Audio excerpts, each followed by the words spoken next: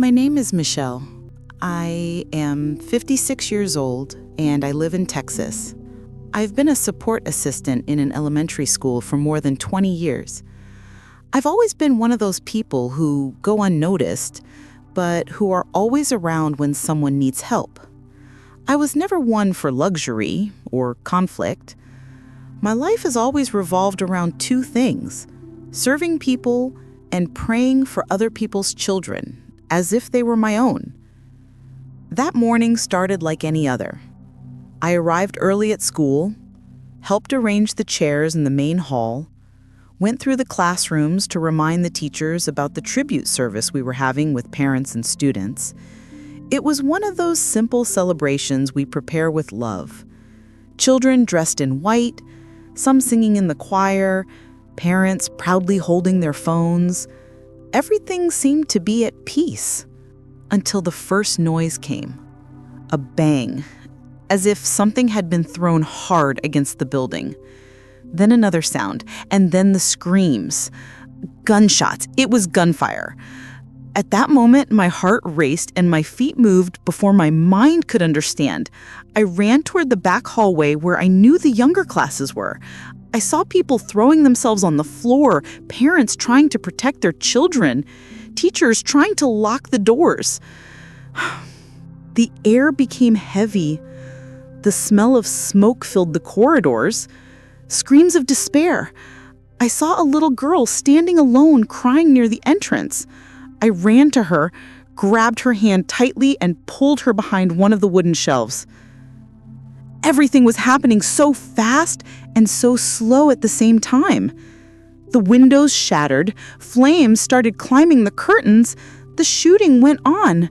And even there, in the middle of all that chaos, what hurt the most was seeing the children's eyes, a fear no child should ever know.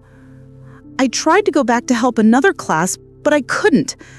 I felt a strong pressure on my back, as if something was pulling me. The sound grew distant, the image blurred, and then silence. Just silence. When I opened my eyes, I was no longer there. I mean, I was, but in another way. I could see everything, but no one could see me. My body was lying on the floor, still, covered in dust and shards. Police officers were running in. Children were crying in the arms of adults. The chaos was still happening, but I was outside of it, or above it. While the screams still echoed through the school, I saw myself from another angle. I saw the little girl I tried to protect being carried by a teacher. I saw a group of small students hiding inside a supply closet.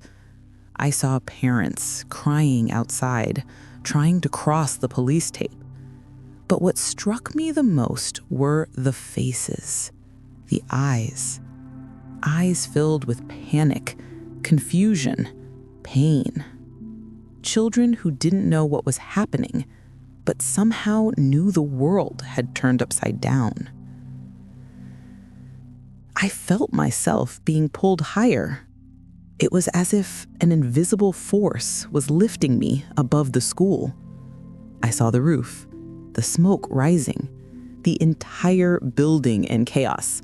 Police on one side, firefighters trying to control the flames, helicopters circling above us, everything happening all at once. And then I saw him, the shooter, a white man in his 40s with an empty stare. Lying on the ground, surrounded by police officers, lifeless. His body was still there, but it was as if his presence had already spread across the place. A heavy, dense, dark presence. I stood still, watching everything, and a question began to form in my mind.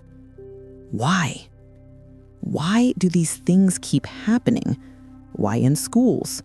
Why children? Why this kind of pain, this kind of trauma, right in the places that should be safe? Then something inside me became still. Not because I had answers, I didn't, but because of a presence. I wasn't alone there. Someone was with me. I could feel it. A gentle light began to surround me. It was like warmth coming from within, but also wrapping me from the outside. It was unlike anything I had ever felt. A peace that made no sense in that moment. A peace that wrapped me and made me feel that even in the midst of all that horror, there was a purpose. And then I heard it. A voice. It wasn't a voice heard with the ears. It was deeper. It was in the spirit. And it said, "Rachel, I saw every second. Your pain did not go unnoticed. But there's something you must understand." That voice went through me. It was gentle, but firm. It didn't bring fear, but it wasn't just any voice. It was authority and care together. And when it spoke my name, Rachel, I knew. Even without seeing, I knew who it was. It was Jesus. In that moment, my spirit reacted, as if something inside me recognized that presence. I no longer had a body, but my whole being bowed within. I felt small, but at the same time embraced. There was no judgment in his eyes, only truth. It was like standing before someone who knows everything about you and still loves you. He came closer, without haste. There was no sound of footsteps, but I could feel the presence drawing near. And when he stopped before me, I didn't need to ask anything. He already knew. Before I could speak a word, he looked into my eyes and said, "Rachel, I saw you when you got up that morning. I saw you when you prepared the coffee, when you did your hair, when you gave that little girl the last hug at the school door. I saw you when you ran, even in fear, and I saw you when you fell." Tears flowed from me, not physical tears, but spiritual ones. I cried inside for everything I had seen, for everything I had felt. And because there, before him, I realized how fragile this life is and how much we live without understanding what really matters. He continued, "You know me. Your heart belongs to me. But there are many who are getting lost because they forgot to look at me. Today, you will understand what is behind what happened." I looked around and recognized the pain in some faces. It was as if everyone there had come from tragedies, from moments of intense pain, sudden losses. No one said anything, but the atmosphere was filled with unanswered questions. Jesus looked at me again and said, "Rachel, what you lived was not an isolated accident. What is happening does not begin with weapons, it begins in hearts." Those words echoed strongly inside me. It was as if for the first time, I was about to understand what the newspapers never showed, what the headlines don't say. What's behind it all? He continued, "Before you point at the world, you need to see the invisible, and that's why I brought you here."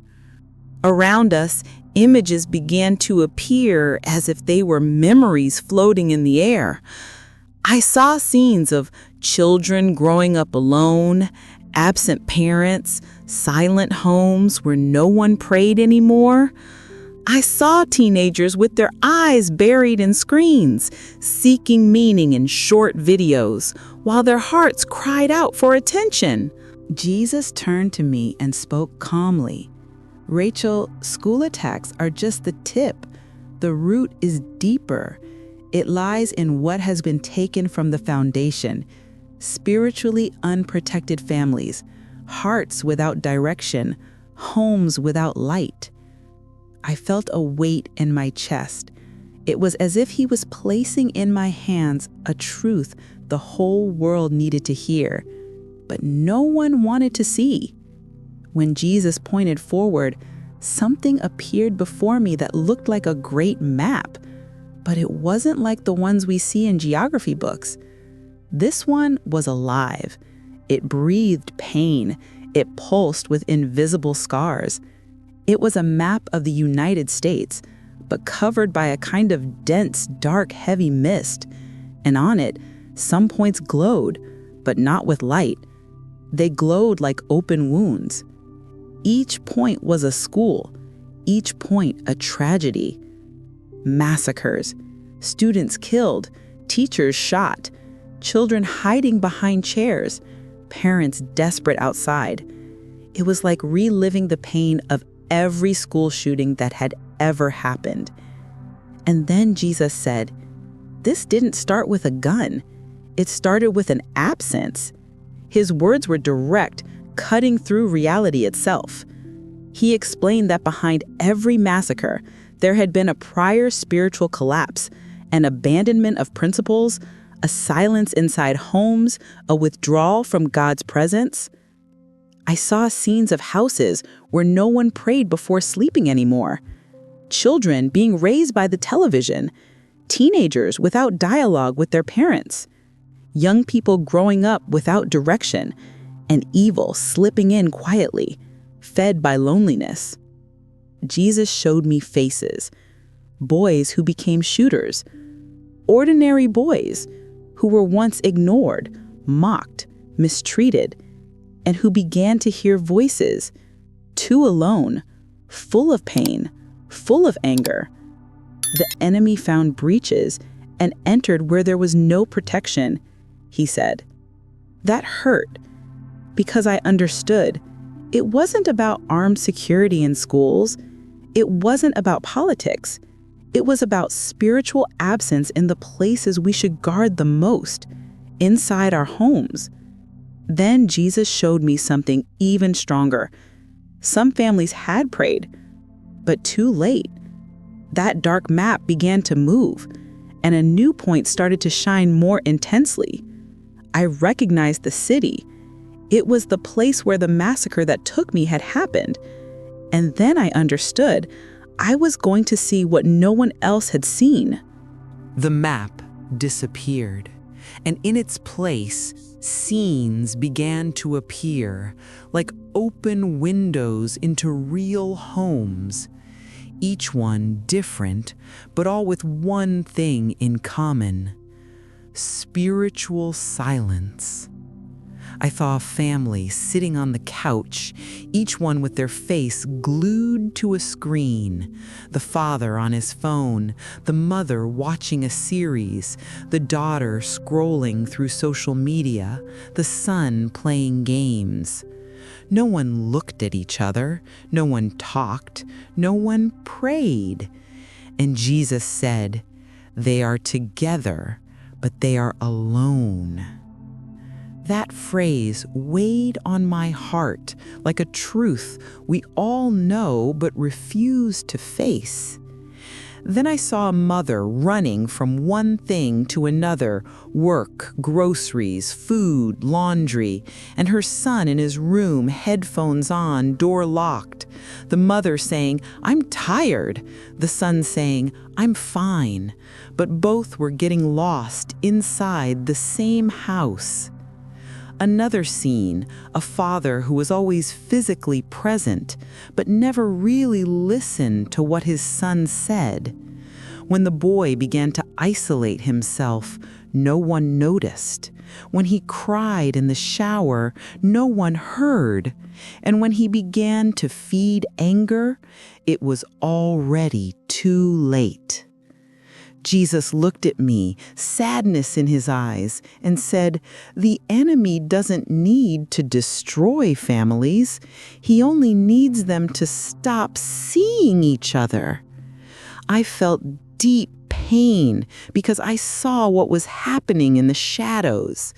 Teenagers consuming violent content, influencers spreading hate, dark groups feeding revolt, all under the same roof where dinner was being served.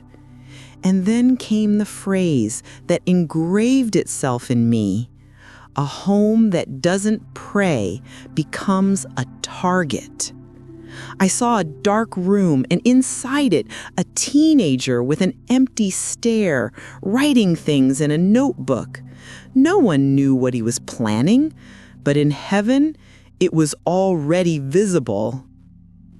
That revelation shattered me inside, because at that moment, I understood that the tragedy that killed me had begun long before the gun. It began when hearts closed their doors, when parents stopped watching, when love became hurry, time became a screen, and faith became routine. Then Jesus pointed forward again. "Now you will understand why I allowed you to see this." When Jesus said I would understand why I was shown all that, my spirit prepared itself. But what came next was even harder. I saw a school, children entering, laughing, backpacks on their shoulders. It was an ordinary day, but the sky wasn't normal.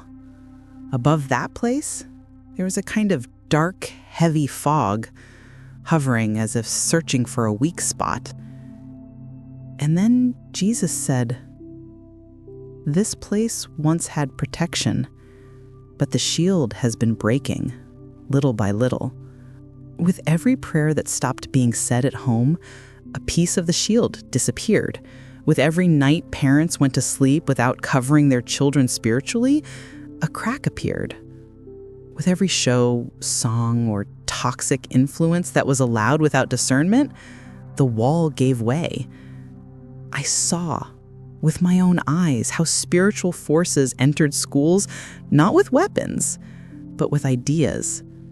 Ideas of hatred, confusion, isolation, self-destruction. The children were being bombarded, and no one noticed. They were invisible until they weren't anymore. I saw the hallways. I saw the moment the tragedy was formed, long before it happened. And the phrase Jesus spoke at that moment was like an alarm for the whole world. Evil cannot enter where there is vigilance. I saw schools where there were still teachers who prayed before classes, even in silence. I saw mothers who fasted once a week for the environment where their children studied. I saw grandmothers who anointed notebooks, shoes, even the grandchildren's backpacks. And I saw that in those places, even when chaos tried to enter, something stopped it. Then I understood. The spiritual shield is not automatic. It is fed every day by faith, by prayer, by standing firm. And when it breaks, the enemy attacks with everything because he knows he will find no resistance. Jesus looked at me once more, and with a firm voice, yet filled with mercy, he said, "You are alive, because you must warn those who are still asleep." At that moment, I saw the faces of many mothers. Some I knew, others I didn't. They were distracted, but on the verge of losing everything. I followed Jesus' gaze, and suddenly, it was back.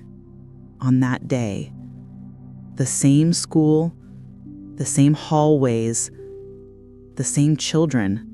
But this time, I saw everything from above, as if watching the exact moment when the world of many families collapsed. I saw the boy entering with a gun. I saw the empty look. I saw the despair in the eyes of a teacher trying to protect the little ones. I saw screams. I saw running. I heard the sound of bullets tearing the air.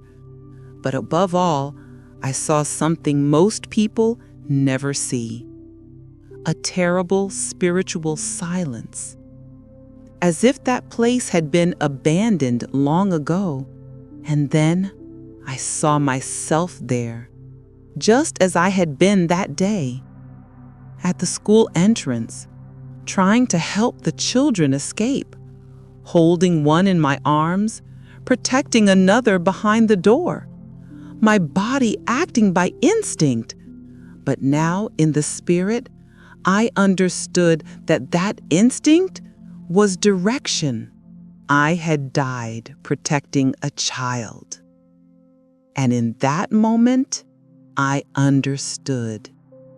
It wasn't by accident. Jesus showed me that some people die fulfilling their mission, and others live without ever fulfilling it. And at that instant, everything changed. The scene froze, the images vanished, and everything turned white, as if time itself had stopped. Then I heard the voice again. You must go back. There are still mothers who don't know what is happening. My soul trembled. I wanted to stay there. I felt peace. I felt safe. For the first time in a long time, I wasn't afraid. But it wasn't about my comfort. It was about the warning, about the children who can still be protected, about the homes that can still be awakened, about the families that can still be saved. I understood what looked like tragedy was a calling. And at that moment, my spirit began to descend fast. Time started moving again. The white light gave way to the hospital lights, to the desperate voices of doctors, to the sound of sirens. My soul was returning to my body. And before everything went dark again, Jesus said, "When you wake up, speak, because they are still listening." Waking up was like coming out of a deep dive. The sounds came first, confused, distant, then the light, and then the startled voices. "She's back! My God, she's back!" My eyes opened slowly. Everything hurt. But what weighed the most was what I had seen, what I knew. I was no longer the same woman who had walked into that school that morning. Something inside me had been turned upside down. I knew I had died. I knew where I had been, and I knew I was alive for a reason.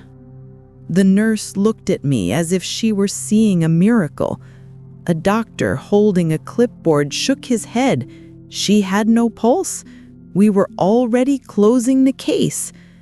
But their looks didn't matter to me.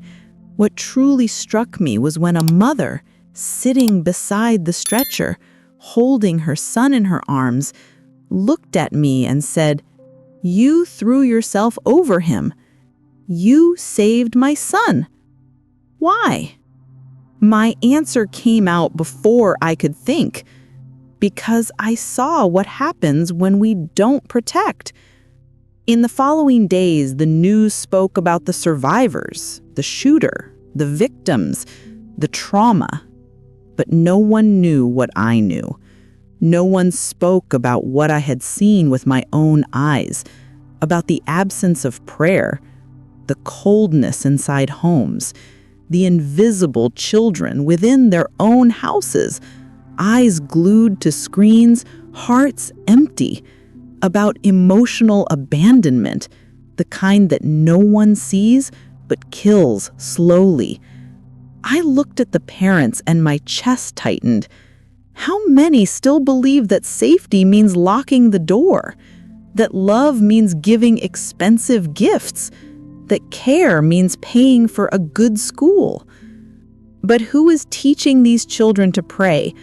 Who is listening to what they can't say? Who is on their knees for them? Because I saw. Evil enters when the spiritual door is wide open. And in that hospital, alone with a notebook in hand and a weak pen, I began to write. I wrote everything I had seen, what I heard, what I felt, because I knew the mission wasn't to survive. The mission was to speak. And I wasn't going to waste that second chance. What I saw was an invisible war. It has no bombs or sirens, but it has victims every single day.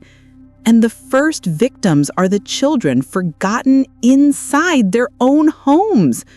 Forgotten while their parents work too much, while they argue over anything, while they get distracted with cell phones, series, social media, while they say, "We'll talk later, I'll pray with you later, we'll go to church later." But later doesn't always come. In that spiritual place where I went, I saw children crying out for attention, but their cry wasn't with their mouths, it was with their hearts. And heaven heard, but the parents didn't. God showed me the enemy doesn't need to knock on the door anymore. He enters through the TV, through YouTube, through the games no one monitors, through the social networks where children are learning more about death than about life. And the question that echoed was this: how many parents are caring for their children's souls or just their bodies? It was there that I understood why God sent me back. It wasn't to tell a beautiful story. It was to sound an alarm, a shout before the next shot, a warning before the next tragedy.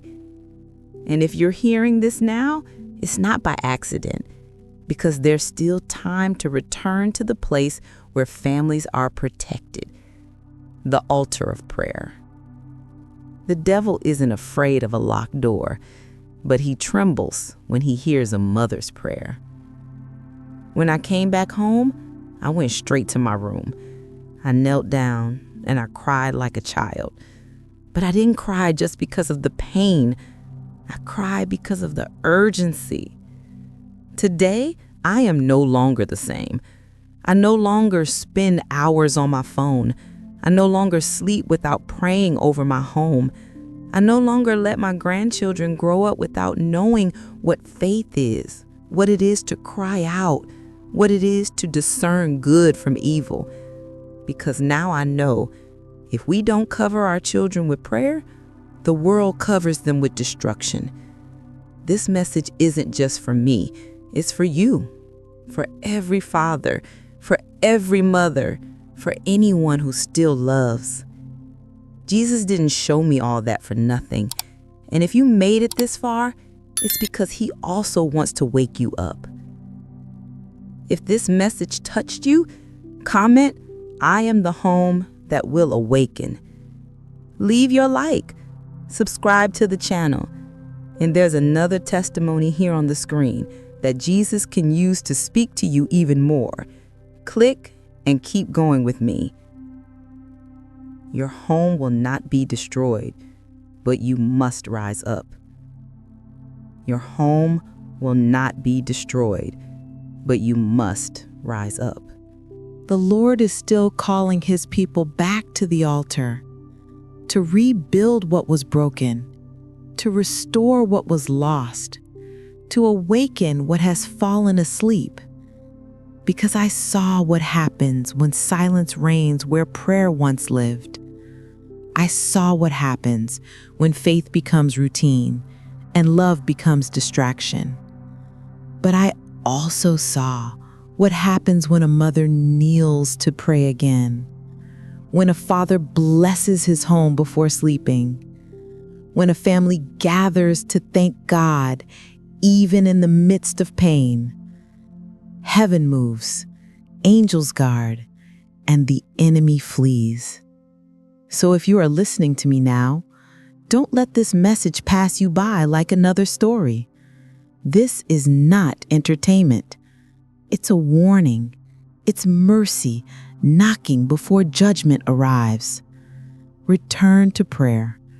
Return to the altar. Return to the presence that protects. And when you do, you will see that even in the darkest places, the light of Jesus still shines.